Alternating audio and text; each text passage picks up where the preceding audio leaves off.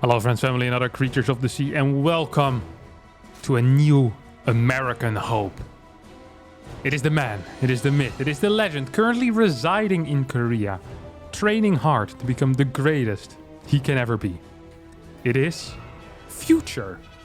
What? Bottom left spawning as our red Zerg player, playing for, I don't actually know what team. It's going to be soO. Yes, we have a new American attempting to make it big in Korea. Currently they're residing together with Australia and I think Scarlet as well, in the foreigner house, as we like to call it. Has attempted to qualify for the GSL, did not quite succeed, but I always appreciate this. You know, young, well, I'm not sure how young Future actually is, but definitely still an up-and-comer. Was very good, I want to say like a year and a half, 2 years ago. Haven't really seen his rate of improvement since then. I haven't heard much of him, but now in Korea, and he's playing a lot of StarCraft. Signed up for the Korean StarCraft League, I believe this was number 15, and made it into the semifinals where he was forced to face off against soO, an absolute veteran of the game. The king of second places. And, well, in the end managed to win the Intellect Street Masters Katowice, I think it was, that he became a world champion eventually, so that was real nice for him. I think that was it, right? Surely, I think he beat Stats in the finals. I want to say it was in 2019, if I'm not mistaken. Anyway, let's have a look at this. Future versus soO. Now, what is Future actually known for? I think Future is known for having pretty decent micro. Good control of the units. Especially strong in the mid game, the early game. Perhaps falls off a little bit in the late game. Now, this is information that is basically from 2021. Like I said, I haven't seen too much out of him ever since then. I just remember him being real difficult to play against back in the day. Did not quite enjoy my TVPs versus him. So far, playing fairly standard. Did not open up with an SCV scout though. Instead opted to go for, well, a non-SCV scout. So very little information, but it won't bite him in the bum here, as this was just a hatchery first and not a pool first opener. Against pool first openers, they can be really frustrating. Ooh, a little bit of miss micro. I just described him as having great micro. Well, if this was the best part of his play, then I think he's going to be in a little bit of trouble, because this wasn't quite brilliant. Did not manage to get any links down. Ay. Ain't that something, my friend? Ain't that something? All right. Let's see what else he's going to try and achieve. Triple CC here as a follow-up. And perhaps going to be a fairly standard early game here. I want to say a starport. Followed up with a starport, a little bit of a gas, maybe 3-base Banshee. Is that what we're waiting for here? No. You little trickster. You little tricky pricky. What are you doing over here, huh? Second factory, most likely for Blue Flame Hellions, I think. I would be surprised if this were not Blue Flame Hellions. Could technically also be just like a Hellion double factory mech opener. It isn't so popular, but it has been played in the past few months, last 2.5 months. I've seen it every now and again. Okay, there is 2 more factories on the way. That is indeed what it's going to be. The first person I saw do this was actually Maru. He played this off of a command center first against Solar on altitude. I want to say like 4 or 5 months ago. Then we didn't see this build for a very long time. And then Maru used it again, I want to say on altitude versus someone. And every now and again, I've seen it used on these maps that Terrans don't feel so comfortable playing on with Bio. I haven't seen Future do it yet, but that's also because I haven't watched a Future game since, well, name an old map. Abyssal Reef was still on the map pool. So, yeah, it's been a freaking while, all right? Invader was still in at that point. You remember that map? No, of course you don't. Most of you weren't even playing StarCraft back then. Half of you weren't even born yet when Invader was in the map pool. That was 2016, I think, or 2017. 2016 for sure. I played my Home Story Cup finals, I think, on Invader. Final map that I won against Scarlet was Invader. Mass Muta. Oh, man, did I destroy those Mutalies with my Phoenixes. What a great day that was. All right. What do you call these bad boys? Macfield Accelerator. It's going to get some quick shooting bullets here. As soO is getting a Baling Nest, second gas at an odd timing, and a bunch of links. Now, I'm not one to speculate, but this might be something a little bit sinister. This might be a minor Baling bust. It could also just be defensively, right? Just thinking, hey, I don't want to die. Maybe I'm playing against the Hellbat all in. I think actually that's probably what it is. This is not sinister at all. Triple spores are going down, as soO obviously believes that there's still going to be Banshees or Liberators or some air unit of the sort, maybe a battle cruiser even. It's not quite the case. 4 cars have shown their face. This is a very low amount of cars to show yourself with. It's so little, it's almost dangerous, you know? Lynx can just pick him up whenever they want to. Ooh, he wants to scan this, doesn't he? Look at him go. Pop, pop, pop, pop, pop. Ooh, could get 1 more tumor, could get 2 more tumors. Indeed, gets a... Wait, where's soO going? He's afraid of BCs. He's very afraid of BCs, actually. Now these Cyclones are moving in. Another big scan comes out. Couple of Banelings do get constructed as a Road Warrior gets thrown down. 2 lock-ons. These queens need to be microed back. Control there is good out of soO. Maxfield Accelerator completes. Here we go once again. Link still just sticking in the back, you know. The only way they can really engage is by hitting a good flank. There's still too many cars in this army to really go for a big flank. Good scan here, allowing those Maxfield Accelerators to put in more work. Lots of transfuses have been used. Now is the timing for soO to actually go do something. Oh, Future needs to be careful. Can't really go too deep over here. Might have just barely got a little bit too deep, and that is so dangerous. Well, actually, this fight went way better than I ever thought it would be. Lots of cash in the bank, though, for soO. Does not quite have the money to really do anything. And I think Future might have accidentally just won the game. Well, accidentally. I don't think he's gonna mind too much, but I don't think he was expecting this to happen. Like, let me just push with my first 3 Cyclones and pick up the game win here. No. Double Armory as a follow-up after those 5 factories. I'm really curious how this is going to pan out, because still a lot of cash in the bank for soO. Would love to see another hatchery, maybe a 5th, maybe a macro hatch. But so far this fight has been pretty okay. All of these queens are out of transfuses, and that is freaking huge.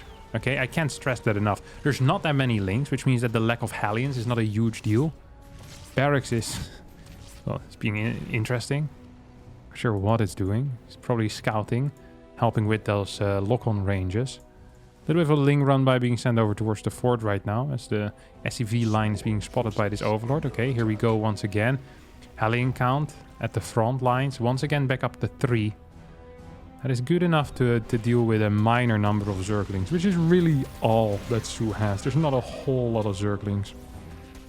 2 Cyclones. 3rd Cyclone shows up. 4CC flies over, and 77 workers here for Future against the 63 on the side of soO. Now, I'm not saying that soO is all in right now, but he probably is, actually. Like, he's gonna need an insane fight in the next minute. If he doesn't get an insane fight in the next minute, I think he's freaking dead. Like, I just don't see a way to properly transition into a macro game here without cleaning up this army, because he just can't drone up. He's constantly trading, and they're not even necessarily very good trades either. And if you're being outmined, it is really bad to be having bad trades. If you're outmining your opponent with a 3-to-1 ratio and you're losing trades with a 1-to-2 ratio, it's really not the end of the world. But here, yeah, this is freaking bad. Hellbats are trying to deal with this Baneling run by, and they will deal with it. I mean, this bad boy is not going to achieve very much of anything. It's going to damage some SCVs, but no, just going to run past. Okay. Damages 2 SCVs is really not the end of the world, as we have continued pressure here coming out of Future, who's at 151 supply against the 136 of soO. soO has managed to drone up to 74 right now, trying to get infestors out, working towards a hive as well, which is of course going to be absolutely fabulous. 50cc coming out here. I kind of like the way that soO is trying to wiggle his way out of here. You know, saying, hey, if I can stabilize with these infestors, if I can max out on an army, you need to transition in tanks. Because Cyclone Hellion is not a late game comp. It is 100% a mid game comp, right? So if you can stop this from killing you, you're forcing a late game. And that is exactly, in my mind, what soO wants. We have 3 more factories coming in, going up to 8. Medevacs are being added, 2 at a time as well. Perhaps to help these Hellbats survive, or maybe to go for a little bit of a drop as well at some point. Okay, it's going to be Hellbat drops perhaps on his opponent's army. That is a possibility. We have seen that out of Gumiho versus Sero in the DreamHack Summer Finals. Gumiho would just load up like 12 Hellbats, and then whenever the infestors went for a neural, all these Hellbats would be dropped on top of these infestors. And that actually worked relatively well. I mean, sure, Gumiho didn't win, but it was pretty close, huh? The altitude game specifically. if I recall correctly. Not a bad game at all. Cyclone's now moving forward, trying to cancel a 5th base. It's always really nice if you're looking to cancel a 5th base and the 5th base isn't there quite yet. It's like, well, then I don't have to do anything. This is an interesting push as well. It's 3 naked tanks together with 4 medevacs that are failed. Maybe this is bait, saying, hey, come at me. But it's weird bait, because it's like trying to bait a shark with your leg. Like, what's the plan after you eat your leg, you know? You just lost the leg. It's like, well, but at least I know where the shark is. Like, well, sure, there would be another way to find it out as well. Oh, here come the drops on top of those hydras. Just ignoring the banes by dropping over them. It's a very odd way of playing, but it seems to have somewhat worked.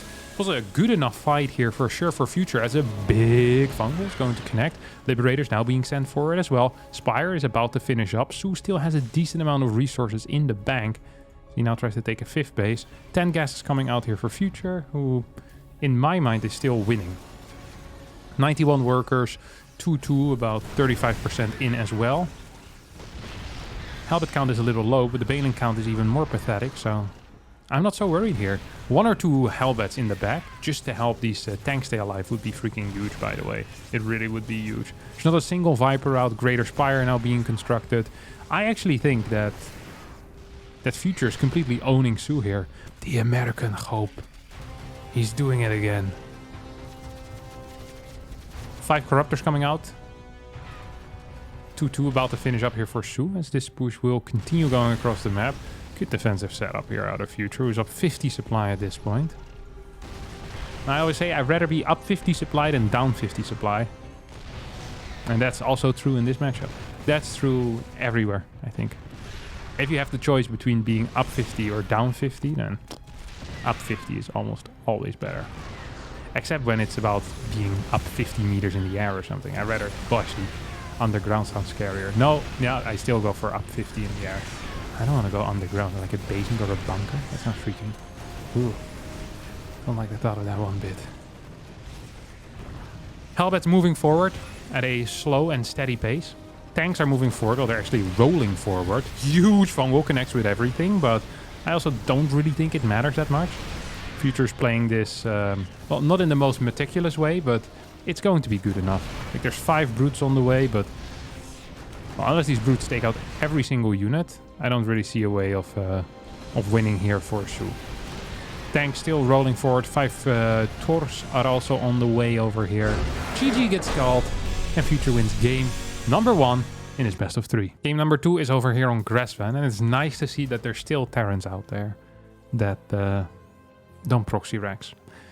I feel like the past 5 series that I've casted or watched on this particular map, every single time Terran would just proxy a barracks over here like Beyond was doing at DreamHack Summer. But Future says no, I'm not like the others. I'm built different. And so far, I mean, 1-0 up against soO, that's impressive. I don't think soO managed to qualify either, by the way, for the GSL, which is interesting. I always found soO quite a good player. Mechanically very strong, of course. He really understands what he needs to be doing majority of the time. But at the same time, I don't know. It doesn't feel so tight, you know what I mean? Like, you look at his build and you think to yourself, well, like, the mechanics are good, but I feel like this early game could have been better. I feel like this mid-game transition could have been better. It all feels like someone that is, you know, consistently freestyling at times. If you compare soO to DRG, for example, with DRG, I always have a feeling, okay, this guy has such a clear plan, you know, he really believes in his plan as well. You can see that. He'll play it many times in a row. With soO, he sees something, he'll respond like this once. Like, maybe he'll scout Y and he'll respond with A in the first game, he'll respond with B in the second game and C in the third game. And often with Zerg players, I feel like it's best to just have a really good response against whatever's being thrown at you, rather than having multiple different responses. Like, it's good to mix it up, but with Zerg, it does feel like it favors the optimized response quite a bit. I don't even quite know what went wrong in that last game. I think that first fight ended up being way worse than it should have been. I really did believe that surround was a good play, and so did soO, and so did Future probably as he saw it happening, but then Future magically managed to micro himself out of that situation, which is always nice. Okay, Reaper Marine into Reactor. That's always a good build. Natural classic. He's gonna get that one Ling as he jumps up the stairs.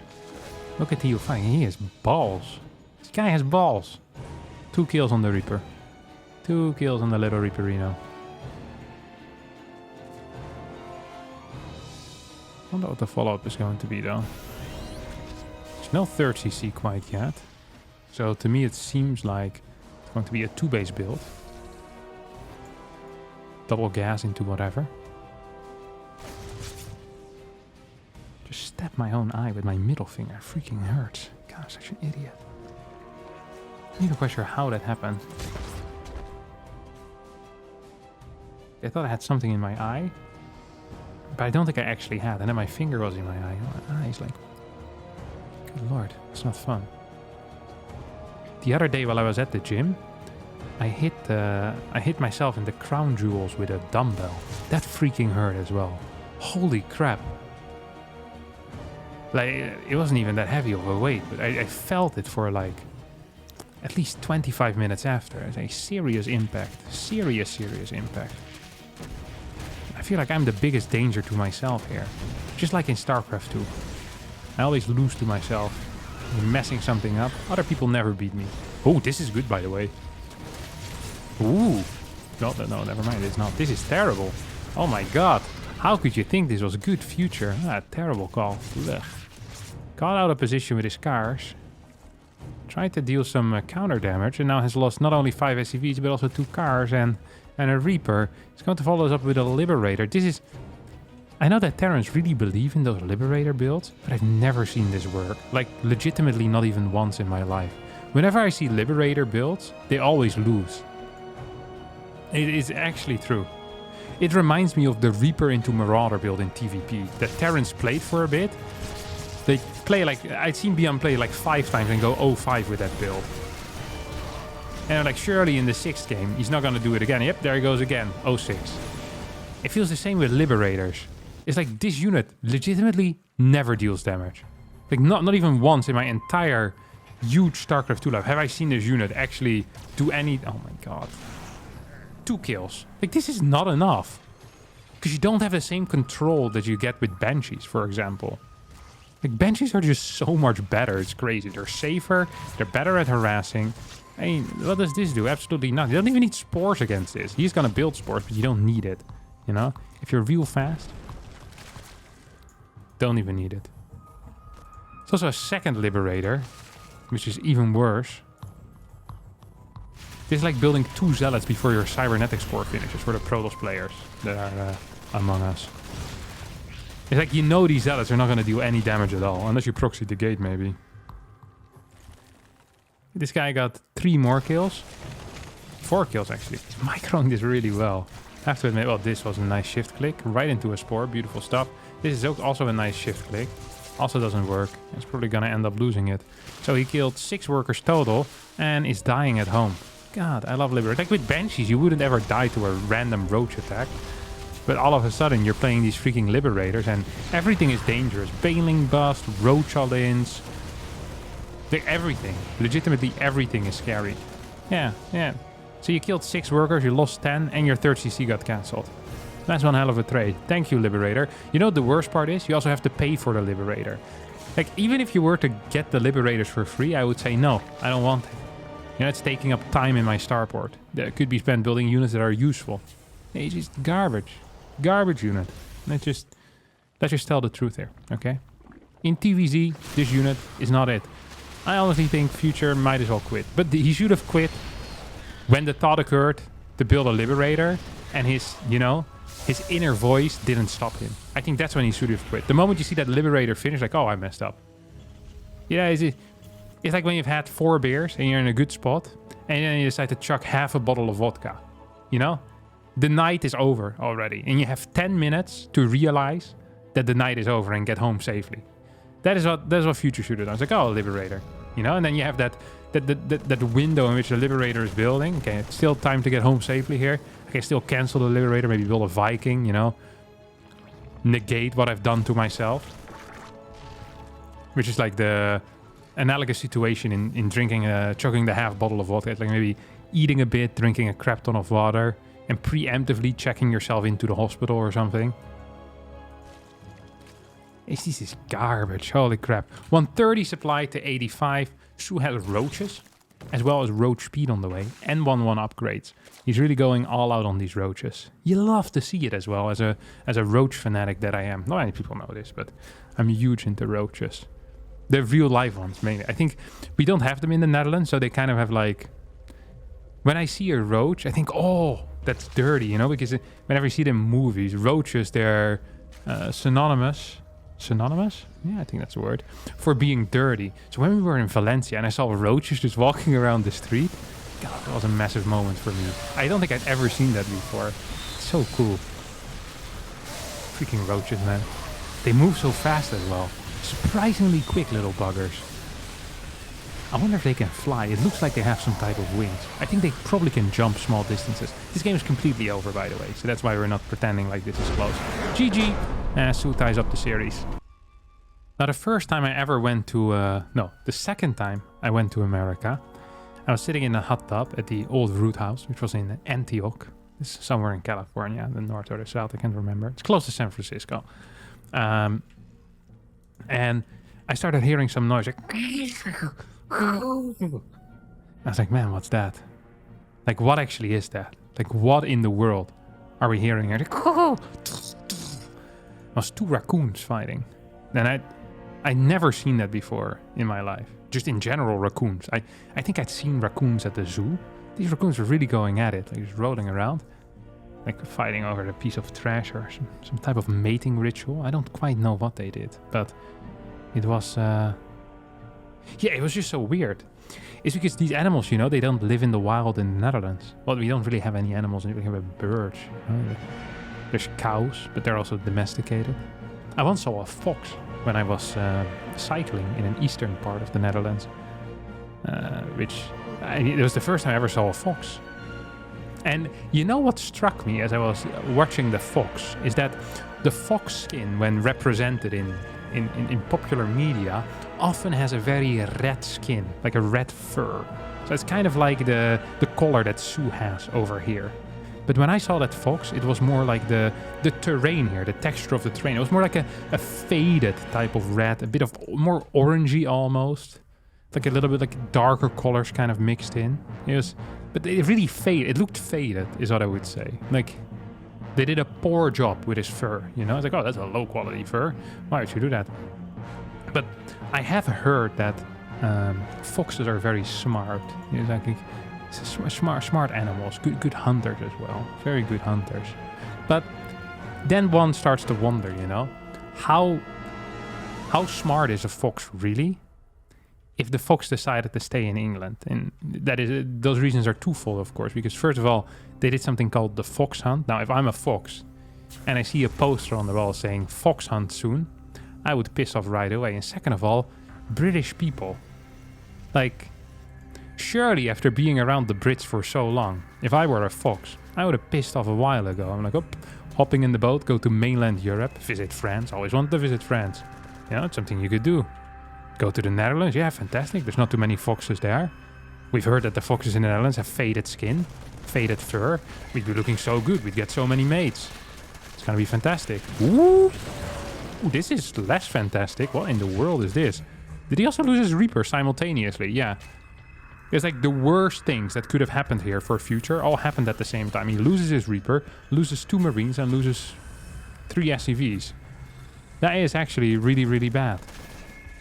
I can't stress that enough. And now this CC is actually in danger. There are roaches out on the map. This is 4, which I've never seen this particular build order before. Usually it's 3 or 5. So once again, just innovative mastermind. This looks really, really bad. I mean, Future is not going to get broken. Maybe his spirit is though. But I mean, he's going to be fine. He has a bunker. He's going to get a Cyclone out pretty soon. Has 2 Marines again. But yeah, this is not quite what you want if you're Future. It really isn't what you want. No 3rd CC yet either. I'd love to see a 3rd CC. Second factory. It's going into mech again, just like it did in game 1. I like the simple logic of that. Game 1 I played mech, I won. Game 2 I played... Actually, what did he play last game? Can't even recall, but he lost. That's also important. How can I not recall what happened in the last game? Like, at all. What map was it even on? God, my brain isn't functioning today. Oh well, it is what it is. Cyclone pops out, tried to go for the Overlord, didn't quite get it. Now trying to lock onto something else. Also doesn't quite get it. Like in the back, I'm still processing animals I've seen in the wild in the Netherlands, but I'm really running out of stuff.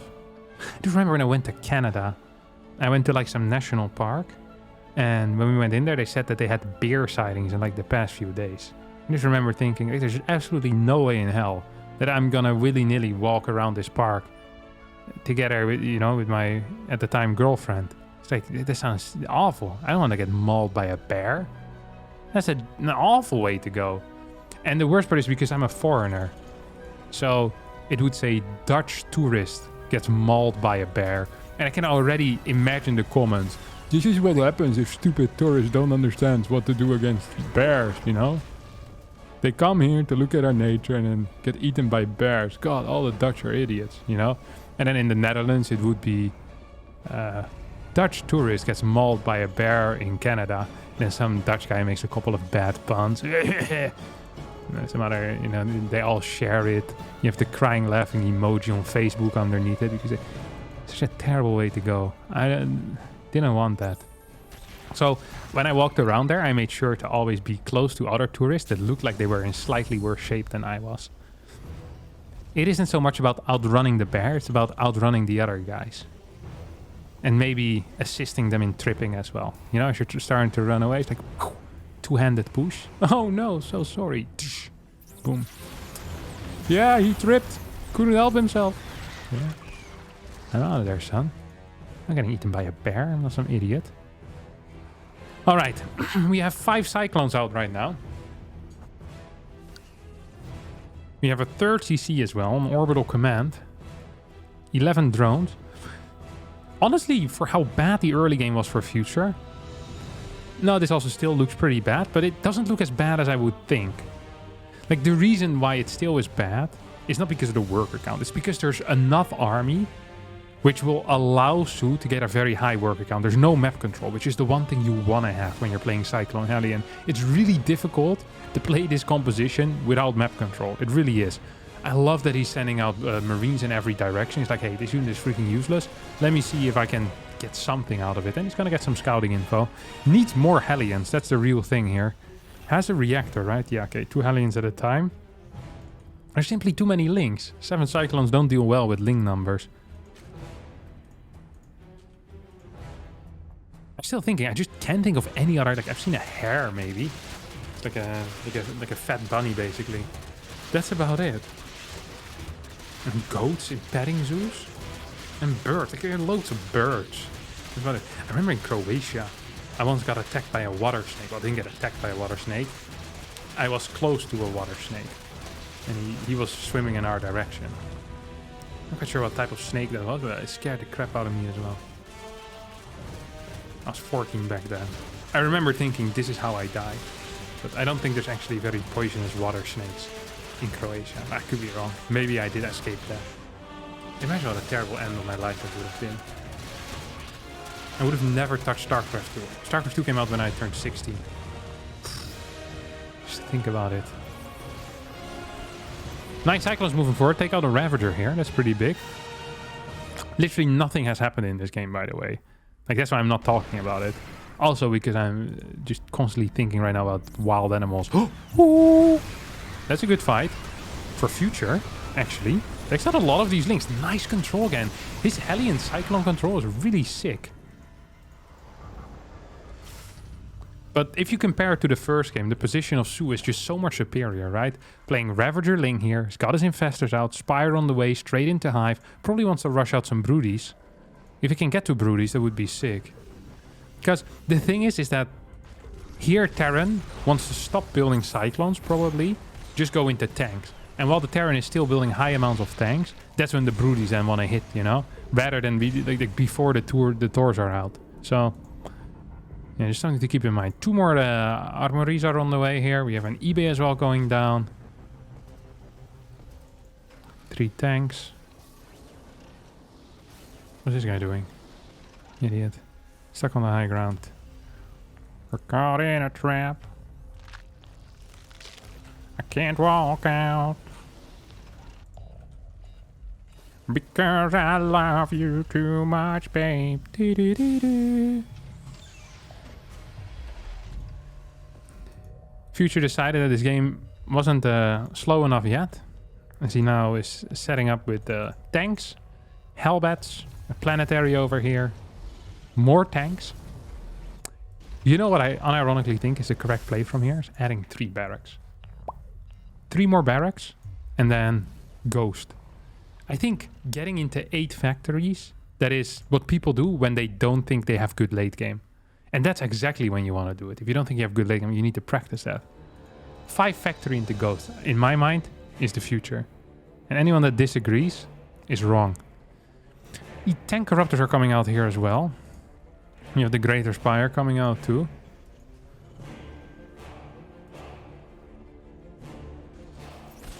Fifth base should be up soon.